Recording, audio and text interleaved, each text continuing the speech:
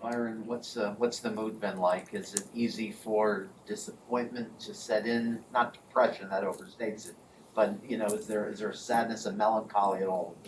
No, it's actually a really good pop and a sense of focus and a sense of urgency to get it right. I think we all understand how hard it is to be in this position, just to be an NFL player, and we're not trying to squander this opportunity. So um, the sense of urgency is very high, and it's actually nice to see.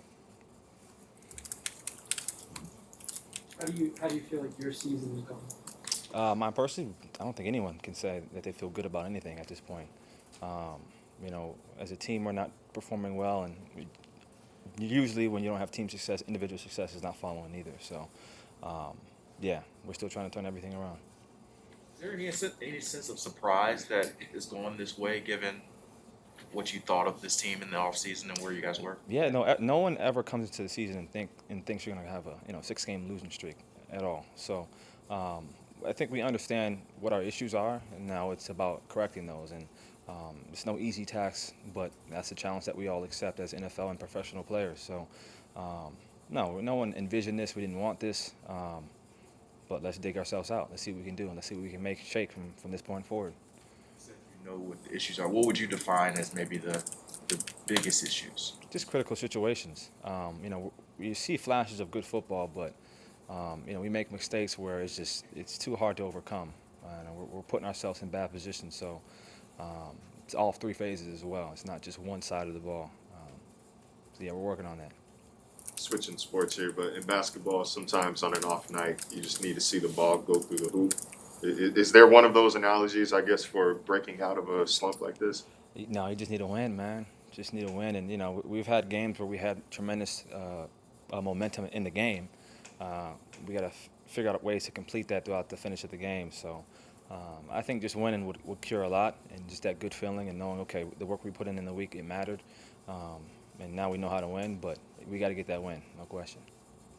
When you talk about critical situations, I assume that you very much include Atlanta getting the ball on the 25 at the end there and driving for that field goal. Yeah. What went wrong there, and how frustrating must that drive have been for you? Yeah, no, they made a really incredible throw and an incredible catch on the sideline, and those are the situations we're talking about. Is there are 20, 30, 40 seconds left before the half, and we got to find a way to get off the field. There's no way that they should be able to drive that many yards down the field. So we're getting that cleaned up, no question. When you talk about just getting a win, and maybe that would be the first step in the right direction, is there any added excitement when you're going up against a team like Buffalo, who you guys have struggled against, and it's just kind of another team, but it's not another team to get a win over in a way? Yeah, no, for us, honestly, any team that we're going against, we're all excited. I mean, you only get so few opportunities. It's an incredible challenge, this team coming in, or we're going to them.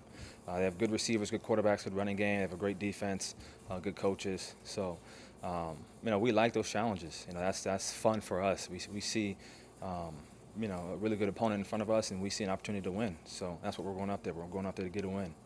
How do you think the secondary has fared in instances of playing man versus one train zone?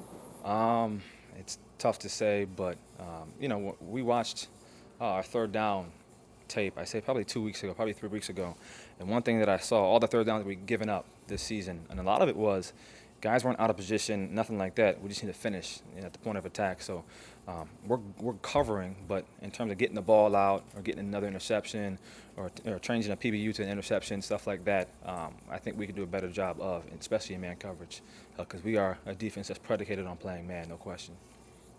Last year, you guys had obviously a lot of success and obviously a different year, but do you see anything teams are doing or figuring out differently about your defense that maybe? Honestly, I just look inward. I think it's about us, to be honest. Like I said, when we saw our third down clips, it was a lot of great coverage, good positioning. It's just about getting the ball at that point. You get a couple of third downs in a game, that changes the course of a game. You give the ball back to the offense immediately. So, finishing those drives and getting their offense, even when their offense gets the ball in the red zone, not letting them score as opposed to not letting them get 7 points as opposed to just kicking a field goal. I think that also is a momentum shift for us as well too. So, no, I think it's just what we're doing. I don't look at teams and say they're scheming us up in a specific way, because they were doing the same thing last year, to be honest. We just got to finish those close calls, 50-50 Byron, balls. anytime you play a quarterback like Josh Allen and his caliber, it seems like disguising coverage is a topic we come up with a lot. So, with your experience as a cornerback and safety in this league, what's the different roles in terms of how you disguise coverage for a quarterback compared to a safety?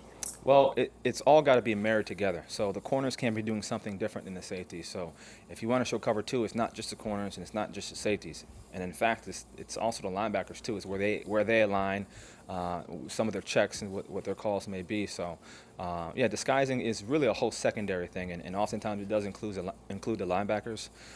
So it's just not one group doing one thing. It's really all of us operating on the same level in unison. Josh Boyer's been very hard on himself in his sessions with us, saying he needs to do a better job to put you guys in position. Has there been any sort of sessions with Josh where he solicited ideas from his veteran leaders like you and Emmanuel X and others about things you could be doing without giving away what those are? Has there been a session like that? I think Josh is smart enough without our input. I think he understands exactly what we need to be in and what his best coverages are and what best suits us. And he can be hard on himself, but I always look at the players. You're never going to get the perfect call in a situation. It's really up to us to execute it.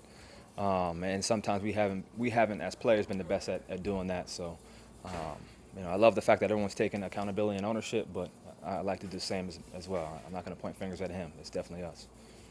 As quarterbacks playing through some injuries, is it easier, more comfortable to sit in the zone than when you're spacing more often? No, I'm healthy. I've been healthy since day one, so no issues there. Sometimes when you see teams going through a lull like this, they have meetings where there's player-led or team-led to get on the same page. Have you guys had that or felt a need to do that? That's confidential.